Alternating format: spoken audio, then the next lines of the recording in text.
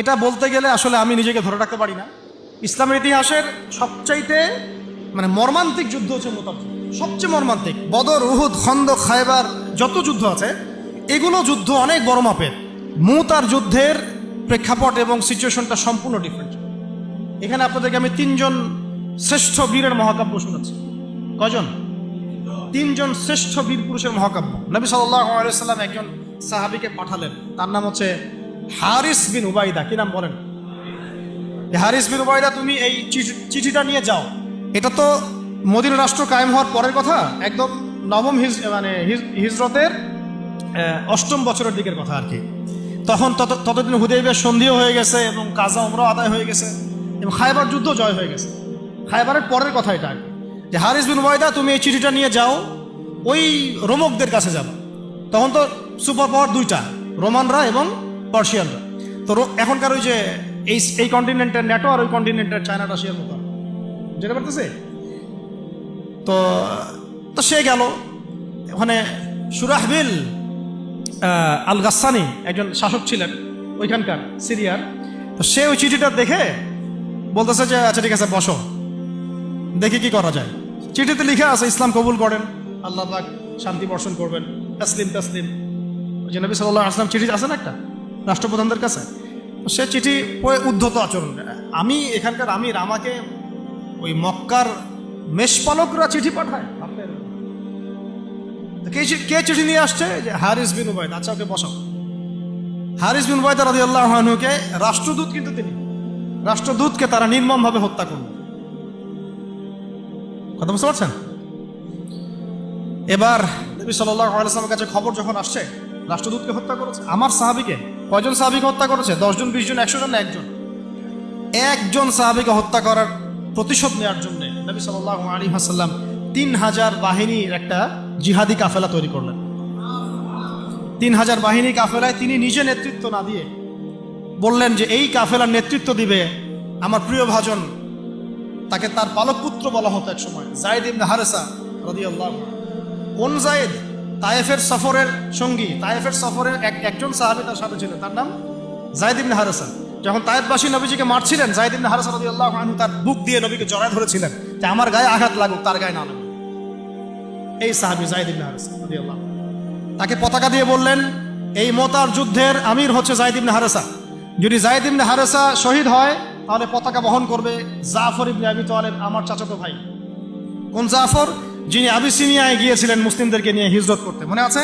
যিনি বাদশাহ নাজাশির সামনে কুরআন তেলাওয়াত করার, সূরা মারিয়াম তেলাওয়াত করার কারণে বাদশাহ নাজাশির চোখ দিয়ে দরদর করে পানি পড়তে শুরু করেছে। ওই বাদশাহ নাজাশিও পরে ইসলাম কবুল করেছে, আলহামদুলিল্লাহ। জাফর রাদিয়াল্লাহু আনহু পতাকা বহন করবে যদি যায়েদ ইবনে হারেসা শহীদ হয়।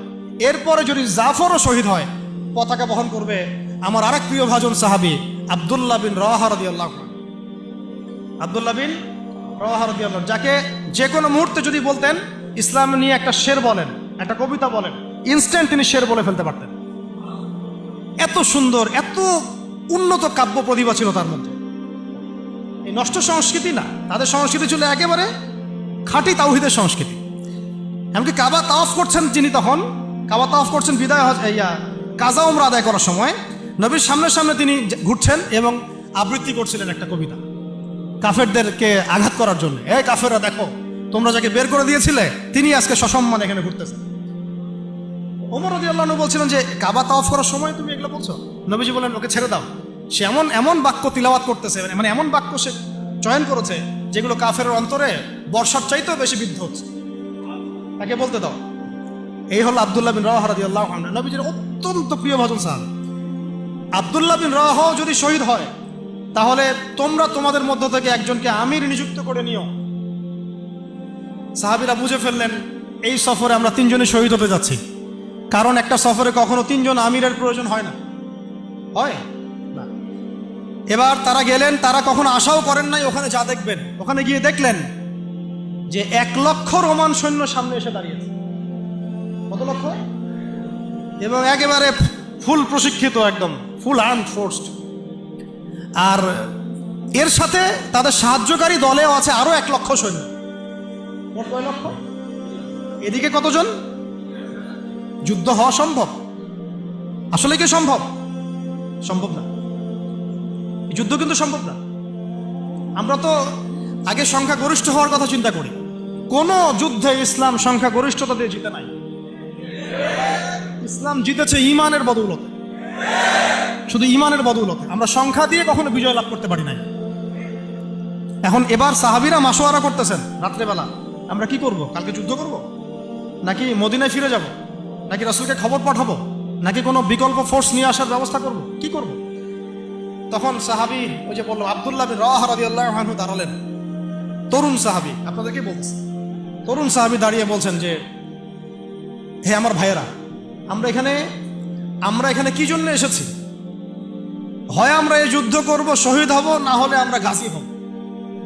আর আপনারা যে বিষয়টাকে ভয় করছেন, আসলে কিন্তু আমরা সেটা পাওয়ার জন্যই এসেছি, তার নাম শাহাদাত। আপনারা যেটাকে ভয় করছেন যে আমরা এখানে গেলে মারা যাব, ওটার জন্যই তো আমরা এত দূরে এসেছি। আমরা গাজী হই অথবা শহীদই হই, আমাদের জন্য আজর আল্লাহর কাছে লেখা থাকে। তো তার এই মানে এমন ঈমানদীপ্ত ছিল ভাষণটা, আমি তো ওটা বলতে পারলাম না, আরবিতে তিনি বলেছেন।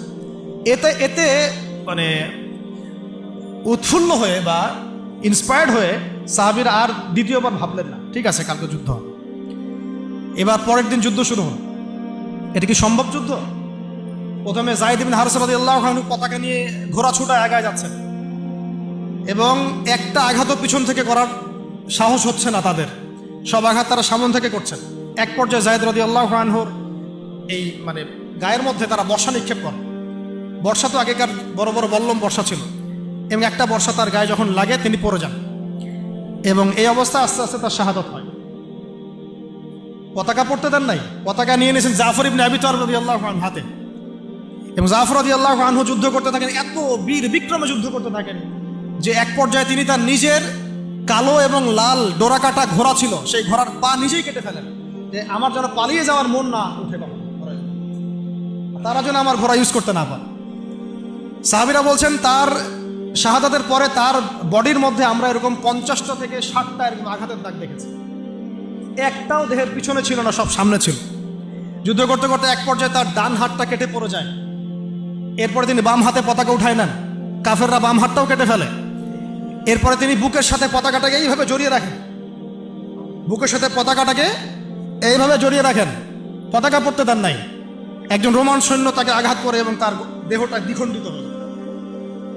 এই খবর নবী সাল্লাল্লাহু আলাইহি ওয়াসাল্লাম ওই মদিনায় বসে বসেই পাচ্ছিলেন। তিনি বললেন, এই মাত্র যায়েদ শহীদ হলো, এই মাত্র জাফর শহীদ হলো।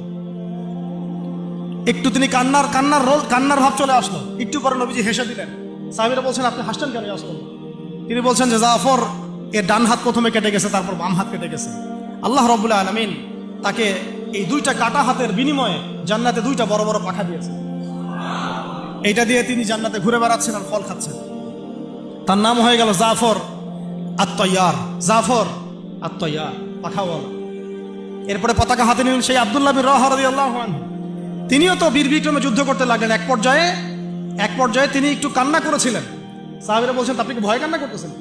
জি না, আমি ভয় কান্না করছি না, বরং কোরআনের একটা আয়াত আমার মাথায় আসছে বলে আমি কান্না করছি। সে আয়াতটা ছিল সূরা মারিয়ামের মধ্যে, ওয়া ইম মিনকুম ইল্লা ওয়ারিদুহা কানা আলা রাব্বিকা হাতমান মাকদিয়া। একটা আয়াত আছে কোরআনে, সূরা মারিয়াম। এটা হচ্ছে আপনার রবের একেবারে একটা চিরনির্ধারিত একটা বিষয়, যে তোমাদের সবাইকে, আবার বলছি, ওয়া ইম মিনকুম ইল্লা ওয়ারিদুহা কানা আলা রাব্বিকা হাতমান মাকদিয়া, মানে তোমাদের সবাইকেই আবশ্যিকভাবে, ম্যান্ডেটরিভাবে এই জান্নাত জাহান্নামের উপর অবস্থিত এই পুলসিরাত পার হতেই হবে। এটা তোমার রবের একটা প্রাচীন একটা মানে স্টেটমেন্ট, এটা তোমাকে করতেই হবে, সবাইকে করতে হবে। এই আয়াতটা মনে হয় আমার কান্না আসতেছে। একজন তাকে একটা হাড্ডিওয়ালা গোশত এনে দিয়েছিল, তিনি সেই গোশতটা খাওয়ার জন্য চেষ্টা করছিলেন, পরে একটা কামড় দিয়ে ফেলে দিয়েছেন। তারপরে তিনি ছুটলেন যুদ্ধ করার জন্যে, এবং ওই সময় একটা কবিতা আবৃত্তি করেছে, হে আমার মন, তোমার নফস হয়তো চাচ্ছে, তুমি হয়তো চাচ্ছ এখান থেকে পালিয়ে যাওয়ার জন্য, জেনে রাখো সামনে তুমি যা দেখছো এর পিছনেই আছে জান্নাত। শেষমেশ কি জীবন দেখেন, কি ব্যক্তিত্ব, কি ক্যারেক্টার, কেমন গায়রত, কেমন ইজ্জত, কেমন সম্মান, কি জীবন। এরপরে তিনিও শহীদ হলেন, পতাকা হাতে তুলে নিলেন আল্লাহর বীর খালেদ বিন ওয়ালিদ রাদিয়াল্লাহু, তাকে পতাকা দেওয়া হয়। তিনি কিন্তু নতুন মুসলিম হয়েছেন। উহুদের যুদ্ধের যে ক্রাইসিস, এটা কিন্তু তার হাতে।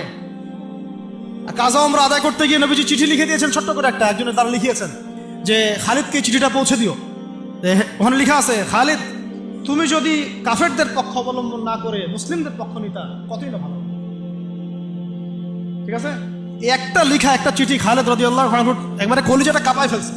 তিনি মক্কা থেকে মদিনায় গিয়ে নিজে ইসলাম কবুল করে আসছেন এবং নবী সাল্লাল্লাহু আলাইহি ওয়াসাল্লাম তাকে কিন্তু আন্ডারস্টিমেট করেন নাই। তার হাতে উল্টা তরোয়াল উঠাই দিয়ে বলছেন যে আজকে থেকে এই তরোয়াল তোমার এবং তোমার নাম হচ্ছে সাইফুল্লাহ, তুমি আল্লাহর তরবারি। এরপর থেকে তিনি প্রায় 80-90টা যুদ্ধ করেছেন, সবগুলোতে জয়লাভ করেছেন। ওই খালিদ রাদিয়াল্লাহু আনহু পতাকা তুলে নেন মুতার যুদ্ধে। তারপরে সিরাতের মধ্যে আসছে, তিনি বলছেন নিজের ভাষায় যে ওই দিন আমার হাতে 9টা তরোয়াল ভেঙে গেছে। যুদ্ধ করতে করতে করতে করতে ওই দিন আমার হাতে 9টা তরোয়াল ভেঙে গেছে। তিনি ছিলেন যুদ্ধ কৌশল অত্যন্ত পারদর্শী, হুটে হাটে কোনো কাজ করতেন, অনেক পারদর্শী। তিনি ডানের সৈন্যকে বামে নিয়ে আসছেন, বামেরটাকে ডানে নিয়ে গেছেন, সামনেটাকে পিছনে নিয়ে আসছেন, পিছনেটাকে সামনে নিয়েছেন। বর্ষা যারা ছিল তাদেরকে পিছনে নিয়ে আসছেন, তীরন্দাজদেরকে সামনে দিয়েছেন। মানে ওদেরকে ভেবাচাকা খাওয়াই দিয়েছেন যে ওরা মনে করতেছে এরা মনে হয় অনেক, হ্যাঁ এরা মনে হয় আরো বিকল্প ফোর্স নিয়ে আসছে মনে হয়। তো ওরা আস্তে আস্তে পিছনের দিকে যাওয়া শুরু করতেছে, আর এদিকে মুসলিমরা একটু একটু করে সেফ জোনে আসার চেষ্টা করতেছে পিছন দিকে।